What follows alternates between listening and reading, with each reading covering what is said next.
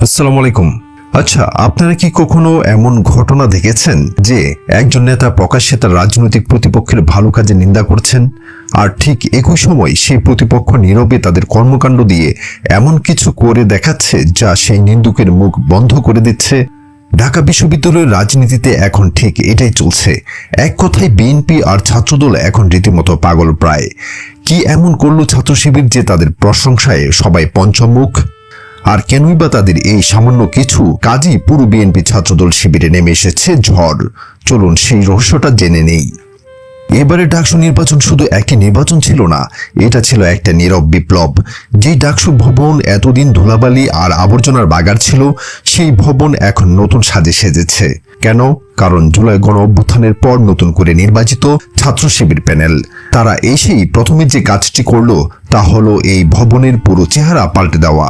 জীর্ণ অপরিচ্ছন্ন ডাকসুকে তারা যেন প্রাণের ছোঁয়ায় রাঙিয়ে তুলল। এটা নিছক পরিবর্তন নয়, এটা যেন এক বার্তা। জুলাই বিপ্লবের চেতনাকে তারা মন ও মননে ধারণ করে সামনে এগিয়ে যাওয়ার সংকল্প প্রকাশ করলো। কিন্তু চমক তো এখানেই শেষ নয়। এরপরই তারা হাত দিল শিক্ষার্থীদের সবচেয়ে বড় সমস্যার সমাধানে। ভাবুন তো, ঢাকা বিশ্ববিদ্যালয়ের মতো একটি জায়গায় এখন শিক্ষার্থীদের মেঝেতে বা ফ্লোরে ঘুমাতে হয়। এই মেঝেতে শুয়ে নিউমোনিয়ায় আক্রান্ত হওয়া কিংবা মশার কামড় খেয়ে রাত পার করা, এমন ঘটনা কি সভ্য সমাজের জন্য লজ্জাজনক নয়? ছাত্র শিবির এই সমস্যা চোখে আঙ্গুল দিয়ে দেখালো এবং মাত্র কয়েকদিনের মধ্যে পূর্বানুমোদিত 100টি নতুন খাত বাস্তবায়ন করে এই দুর্দশার অবসান ঘটালো। সাদিক কাইম, এস এম ফরহাদের মতো ছাত্র নেতারা রাতারাতি যেন শিক্ষার্থীদের চোখে সত্যিকারের হিরো হয়ে গেলেন। যারা এতদিন মেঝেতে ঘুমিয়ে মশার কামড়ে অস্থির থাকতেন, তারা এখন আরামে বিছানায় ঘুমানোর সুযোগ পেলেন। বলুন তো, মন থেকে তাদের জন্য দোয়া বের হবে না কেন? আর ঠিক এই সময়েই বিএনপি যুক্ত মহাসচিব রুহুল কবির রিজভী পল্টনে বসে শিবিরের কাজের সমালোচনা করছেন। তিনি যখন ডাকসুতে শিবিরের কর্মকাণ্ডে নিন্দা করছেন, ঠিক তখনই ছাত্র শিবিরের সাধারণ সম্পাদক এস এম ফরহাদ ঘোষণা দিলেন, ঢাকা বিশ্ববিদ্যালয়ের প্রতিটি রিডিং রুমে এয়ার কন্ডিশনার বসানো হবে। এটা যেন কথার জবাব কথার মাধ্যমে নয়, কাজের মাধ্যমে দেওয়া। কানে চড় মারার মতো ঘটনা। সারা দেশে মানুষ তখন অবাক হয়ে দেখল, এক পক্ষ শুধু সমালোচনায় ব্যস্ত, আরেক পক্ষ নীরবে কাজ করে যাচ্ছে। রিজভী সাহেব এখানেই থামেননি, তার সাথে সুর মেলালেন বিএনপি চেয়ারপারসনের উপদেষ্টা ফজলুর রহমান। তিনি আশঙ্কা প্রকাশ করলেন, ঢাকা বিশ্ববিদ্যালয় নাকি মাদ্রাসায় পরিণত হচ্ছে। হ্যাঁ, তিনি ঠিকই বলেছেন, মাদ্রাসা তো বটেই, কারণ ছাত্র শিবির তাদের কাজের অংশ হিসেবে বিশ্ববিদ্যালয়ের হলগুলোতে মসজিদে মসজিদে এসি লাগানো শুরু করে দিয়েছে। এই তীব্র গরমে যখন মুসল্লিরা হাঁসফাঁস করে নামাজ আদায় করেন, তখন এই এসি তাদের জন্য কতটা শান্তির পরশ বয়ে আনবে তা কি তারা অনুভব করতে পারেন না? সাদিক নিজে এই কাজগুলো তদারকি করছেন।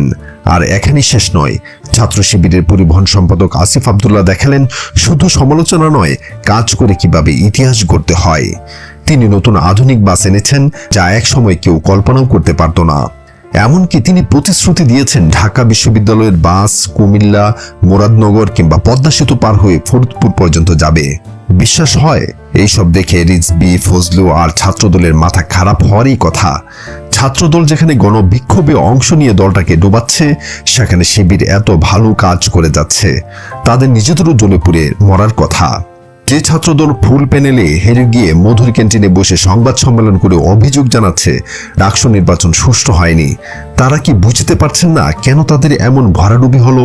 কারণ ছাত্র শিবির কেবল পাওয়ার পলিটিক্সের সংগঠন নয়, তারা জনকল্যাণমূলক বা ওয়েলফেয়ার পলিটিক্স করে।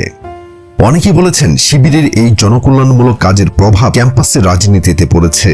যে শিক্ষার্থী একবার শিবির থেকে উপকার পেয়েছে, সে ভোটের সময় অবশ্যই তা মনে রাখবে। ছাত্রদল কেন এই জনকল্যাণমূলক রাজনীতি করতে পারে না? এর মূল কারণ দুটি। প্রথমত, অর্থের অভাব। জনকল্যাণমূলক কাজ করতে প্রচুর অর্থের প্রয়োজন, যা ছাত্রদলের নেই। দ্বিতীয়ত, তাদের রাজনৈতিক আদর্শ। ছাত্রদল মূলত ক্ষমতা প্রদর্শনে রাজনীতিতে বিশ্বাসী। তাদের এই মানসিকতা রাতারাতি পরিবর্তন করা সম্ভব নয়।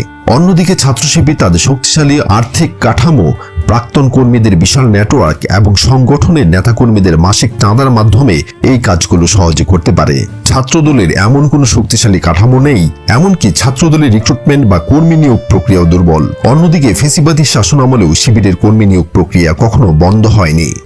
তো দর্শক, আপনারা নিশ্চয়ই এতক্ষণে বুঝতে পারছেন কেন ছাত্র শিবির প্রশংসায় বাসছে আর কেনই বা বিএনপি ছাত্রদল পাগল প্রায়। এটা নতুন কিছু নয়, এটা হচ্ছে ছাত্র শিবিরের সেই ওয়েলফেয়ার পলিটিক্স বা জনকল্যাণমূলক রাজনীতির ফল, যা দিয়ে তারা দিনের পর দিন শিক্ষার্থীদের মন জয় করে চলেছে। এখন দেখার বিষয়, ছাত্রদল কি তাদের এই ভুলগুলো থেকে শিক্ষা নেবে নাকি শুধু সমালোচনা করে যাবে। ছাত্রদলকে এখন এই বিষয়গুলো নিয়ে ভাবতে হবে। আর শিবির, তারা তো তাদের কাজ করেই যাবে, কারণ তারা জানে সমালোচনার জবাব কাজের মাধ্যমেই দিতে হয়।